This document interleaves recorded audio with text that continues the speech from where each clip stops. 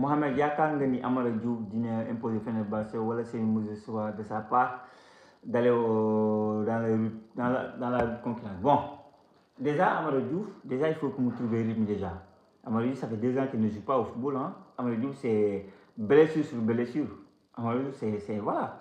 Donc, aussi, il y a le décès de son père. Donc, c'est mentalement, il faut que déjà qu'il pense football, qu'il trouve du rythme. Après, on verra est-ce que voilà. Même les deuxièmes mi-temps, ça peut être intéressant. Donc, il y a des joueurs comme Greenwood, je pense qu'ils vont beaucoup l'apporter. Comme joueur de ailier, il va beaucoup apporter. Voilà. Donc, il y a beaucoup de joueurs. Je suis là, il y a des joueurs. Donc, la meilleure destination pour Amara Diouf, vu son âge, c'était la France. France, on donne pour leur formation. Donc, on a des joueurs formés que ce soit les Mbappé, les Désiré Doué, les Ousmane Dembélé. Leur formation, c'est bien.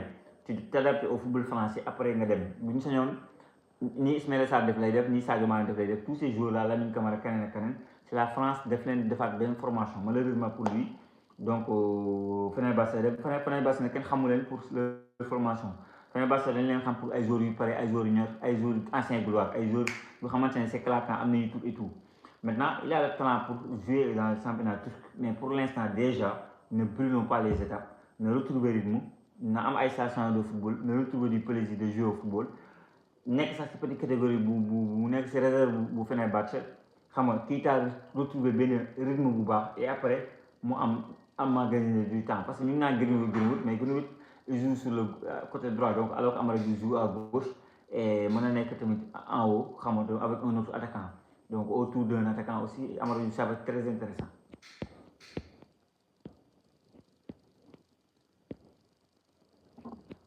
Ibou Sarr nuyu naa la bu baax Amadou nuyu naa la Aaron Gomis donc côté de Mohamed Diop Ligue en française bon du côté de 3 je pense Aaron Gomis j'en ai pas de moyen de faire une vidéo je l'avais perdu un peu de vue quoi Italie le dem Turquie après j'avais perdu de vue et diggante bi y a eu beaucoup de joueurs yu révélé wu à savoir les Habib Diarra Lamine Camara xam ñoo ñëpp xamul la mi may wax si Aaron Gomis joueurs yi waxagu moom si ñoom bi ma wax si Aaron Gomis je pense de parler plus de Pape Matar Sarr si jamono boobu et même j'ai plus parlé de Aaron Gomis que mais xam football moom voilà on sait pas lan la suba di xew comme yàlla moo yor ay mbir ku nekk ak destin mais bon c'est pas encore trop tard ba tey le gars il n'a même pas encore 25 ans donc il n'a qu'à se donner à fond Mohamed Diop moom wan nañu talent l'année dernière il faisait partie des meilleurs en Ligue 2 française si je ne me trompe pas bokk na si équipe type bi et cette année avec un nouveau coach au niveau du Sénégal il a une carte à jouer quoi franchement boo gisee benn John Lopy il reste à Almeria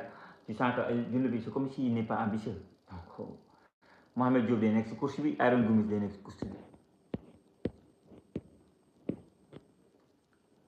moi est-ce que Mohamed est-ce que espère nga Malang Sarr reviendra Arabie Saoudite bon Malang Sarr pour moi il a mis benn croix si équipe nationale du Sénégal en allant en Arabie Saoudite moom pour moi dafa def benn croix en équipe nationale du Sénégal et que pour moi bon il y a trop de concurrence sànq moom laa leen wax donc t'as vu Ibrahima Ba Sporting Portugal c'est plus de 10 millions d'euros t'as dit Arouna Sangaté Séville t'as dit Abdoulaye Diakhaté Ndiaye Parme t'as qui d'autre Ousmane Diaw bi nekk Midtjylland t'as dit Mamadou Sarr t'as énormément de joueurs dans ce secteur là qui fait que est-ce que est-ce que le nouveau coach va passer un joueur Malang Sarr en Arabie Saoudite bu ko woowee je ne serais pas choqué du ma scandaliser tamit mais je me dis que en Arabie Saoudite quand même demul Al Hilal demul Al Ahli demul Ittihad les meilleures équipes demul Al Nassr pour moi il a mis benn croix en équipe nationale du Sénégal.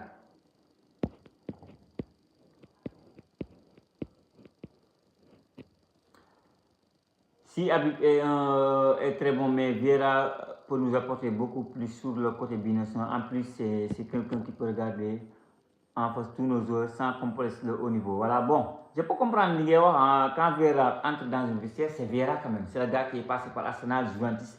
Arsenal, il a gagné la Coupe du Monde. Tu ne peux pas faire mieux que lui. Coupe du Monde, c'est au-dessus de tous les trophées. Donc tu peux gagner la Ligue des Champions, tu peux passer au Paris Saint-Germain, tu peux passer à Liverpool. Vieira, c'est Vieira quoi. Il a un aura, un charisme pour dégager. Vous devez un vestiaire, on le respecte. Maintenant, quand on te respecte, tu as tout, tu as le nom, tu as tout. Maintenant, les stratégies que tu mets pour gagner des matchs, c'est une affaire là. Et pour moi, l'entraîneur de c'est la vision que c'est pour la Coupe du Monde 2030. c'est même pas pour la CAN 2027 parce que pour moi am nga benn groupe boo xamante ne avec même un benn coach local boo xam ne championnat Sénégal la nekk il peut se débrouiller même si man tout le temps je dis que pour moi ñu bëri dañoo banaliser la CAN gagnée par Pape Thiaw avec la manière. Pape Thiaw n'a que 5 défaites actuellement et tous les défaites je pense que c'est une masse de préparation avec la Coupe du Monde la am mais là il avait quand même réussi à faire jouer nos joueurs en équipe. Il faisait de très bons choix avec des changements, des stratégies qui marchaient à chaque fois.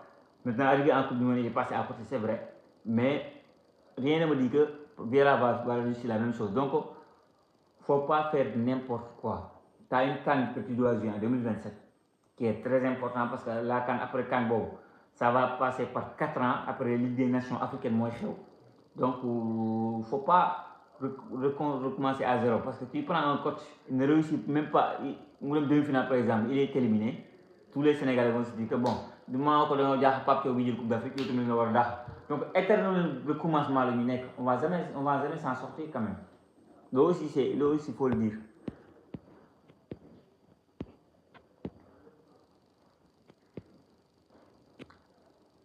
N'oubliez pas, wow, du côté de Istrabo, on verra à Istrabo qu'est-ce qu'il va montrer. Moi, mais lu tax Krépin Diatta di am problème que ak pourtant ni mu baaxee wala football bi léegi daa am les waxul waaw football dafa doy waar football tu vois des registres c'est 130 millions, tu vois des Yann demandé c'est 130 millions de football parfois tu ne comprends pas. Maintenant bon c'est les agents hein, c'est les agents souvent avec Sénégal moom laa doon wax en début de live. Tu as eu un Kalambo qui n'a pas de club pour beaucoup d'années, le gars. Arrêté au football, maa ngi gis ne jàmbaar la bëgg dem xaw ma. Tu as Salou Ciss qui était le meilleur latéral gauche après la CAN. Il s'est retrouvé au national 2, toog na 1 an 2 ans, il n'a pas joué, loolu moo ko xañ Coupe du Monde. Tu as eu beaucoup de joueurs comme ça, c'était difficile pour trouver un club. Kouyaté gis nga kaam. Donc souvent nos joueurs, ils tardent à retrouver un bon club, un bon salaire. C'est pas c'est quoi, c'est mauvais agent, c'est l'entourage, c'est question que vous me posez là à chaque fois. Mais Krépin Diatta, je ne m'inquiète pas plus pas moins. Hein. Je trouve je pense qu'il va avoir un bon club. Parce que d'après les mots de Coupe du Monde, les mots de Coupe d'Afrique et tout, s'il a un bon agent, bon, je ne m'inquiète pas. Surtout que dans le qui s'appelle l'Olympique de Marseille, moi, là, avec Leverkusen.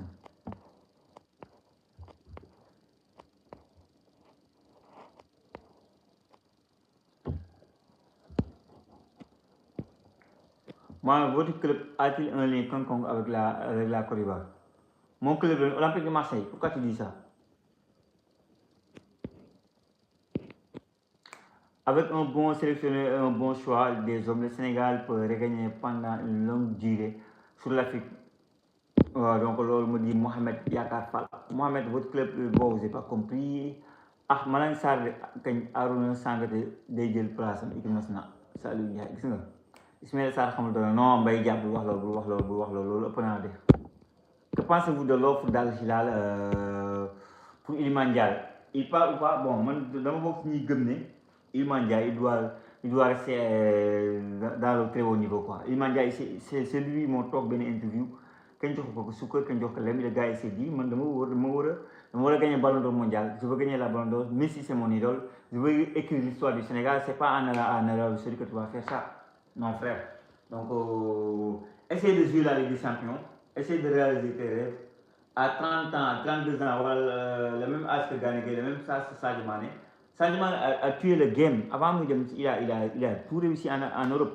Il a gagné la Ligue des Champions, terminé meilleur buteur, il a gagné le championnat Premier League, il a gagné le championnat avec le Bayern, meilleur buteur de l'histoire du Sénégal, il a gagné la CAN, il a gagné 2 Ballons d'Or africains, il est deuxième au Ballon d'Or mondial. Le gars, il a tué le game au Sénégal, il a Arabie Saoudite.